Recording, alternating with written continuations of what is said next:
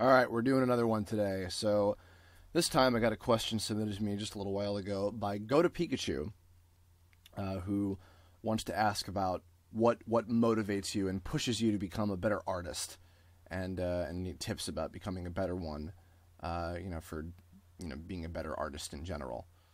I have a few key things that really motivate me as an artist that have been consistent throughout the years, and I think that they're the same for many other people. Not to speak for any other artists specifically, but I think that this is a general enough of a thing to kind of encompass all. So hopefully you'll take away some from that. But so for me, I have two big things that I consider to be my key motivators for becoming a better artist. The first thing, which I think is common really for anybody, whether they're being an artist or not, is just watching really really good stuff.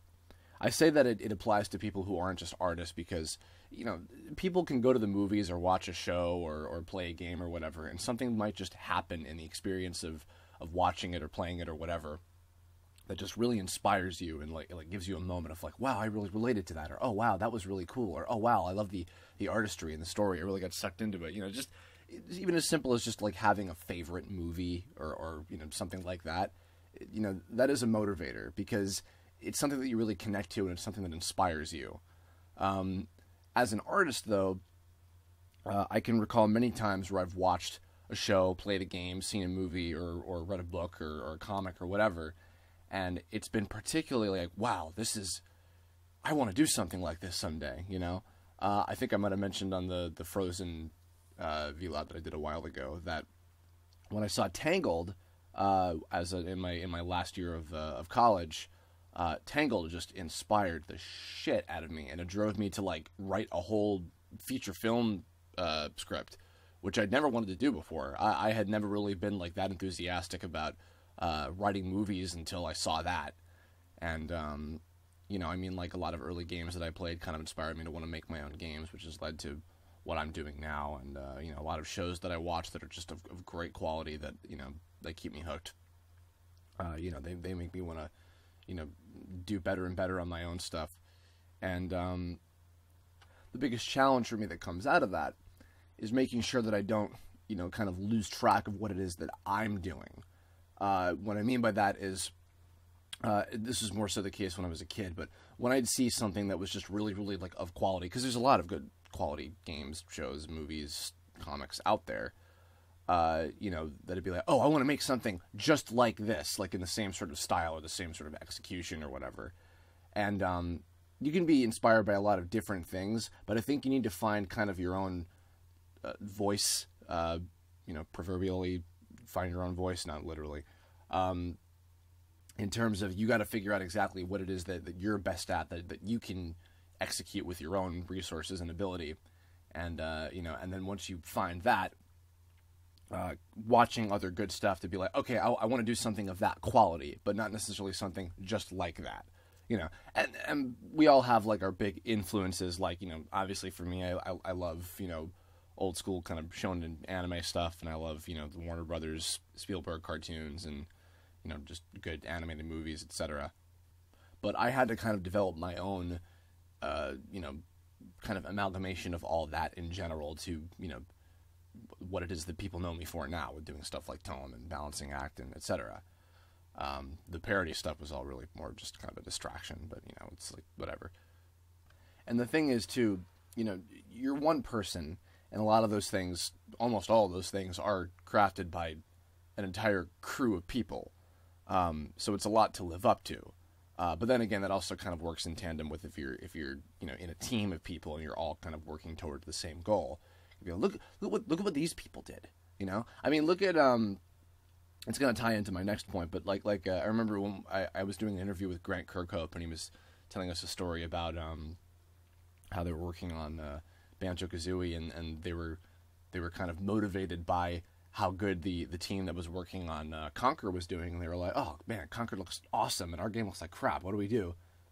That was what gave them kind of the swift kick in the ass that they needed to eventually make Banjo-Kazooie, which was an awesome game. So there's a good example of that. Which brings me to my second point. Which brings me to tonight's word.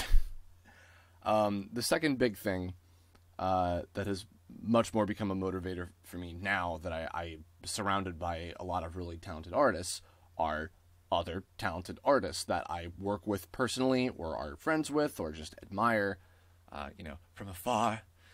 And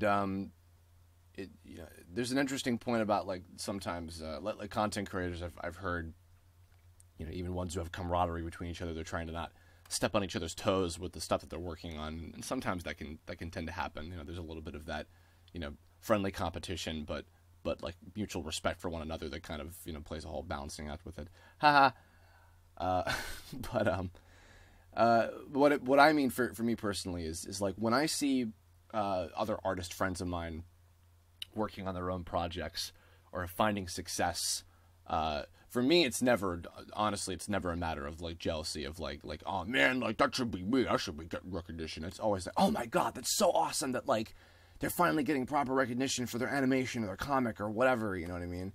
Or like, oh man, this one actor I worked with, like they just got like, a really good voice gig. Oh, that's so cool. Awesome. Like even ones that I'm competing against that I'm auditioning towards. I just auditioned with my friend Casey Mangelo, who's the voice of Game Crazed on Tome, and we were auditioning for a bunch of the same characters on something, and I didn't get any part in that project, and Casey got a part, and my initial reaction was like, oh, that's awesome, I'm so glad for you. And not even like hiding like, oh man, I'm bitter about it. Like, no, I was like genuinely like happy for him, you know what I mean? And if anything, what it did, it motivated me like, all right, you know what, next audition I'm gonna do even better. And I've got another audition for something coming up right now that I'm gonna try to push myself even further with. So yeah, I mean, like all of my colleagues and all the people who I look up to, like when I see them doing really, really well, it makes me like, oh man, I gotta step on my game. I gotta do better and better, which is why, especially for like the last few Tome episodes, or not really all the Tome episodes, I tried to, as I call it, I'm fond of the TV trope called growing the beard, which is each subsequent installation of something gets better and better as the creator gets better as an artist. That's what I think that Tome is kind of represents, like for me, just my growth as an artist, you know what I mean? And I've tried to keep it relatively consistent, which I think I've succeeded at, but I think that it kind of fulfills that trope. So as for tips, which is kind of, in tandem with that, what I would say is, because, this person is asking about animation and voiceover. For animation, I would say just study anatomy a lot, study a lot of different styles, become good at drawing, and then you can develop your style better from there. A lot of people fall into the trap of they don't properly learn how to draw, and then they develop a style before that, and they get kind of locked into it, and they can't do anything else.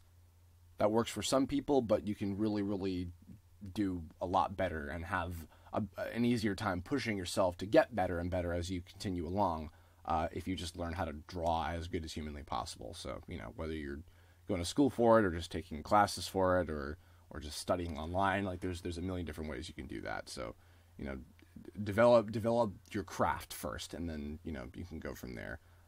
Watch a lot of really, really good movies. Really study filmmaking if you want to be a content creator, if you want to, whether it's doing short cartoons that have good comedic timing, or if you're just, if you want to do like big cool stories and shit, you gotta really study how to make a good story. That's the most important thing. And as for being a voice actor, similarly, study how to be an actor. Becoming a good actor is the most important thing, and that's what you have to do, and that will sharpen your skills to eventually kind of pour over into doing voiceover. Because that is what voiceover is more importantly about. It's about acting and not how many funny voices you can do or whatever your range. That's not as important as just being a solid performer. Those are some very basic tips, but they're very, very important, and anybody and everybody should follow them, really. That's what I think anyway. So that'll about do it. I hope I answered your question. And anybody out there, if you liked this video, give me a like. If you want to see more, give me a subscribe. And if you've got other ideas for a subject I should tackle on the next Kirblog, leave me a comment below. You can also tweet at me or Facebook me or shoot me a question on my Tumblr, and you might spark the subject of the next Kirblog. So go for it, and I hope you guys are all having a good last week of December as we're closing in on the end of 2013 here, and I'll catch you all later. Bye-bye.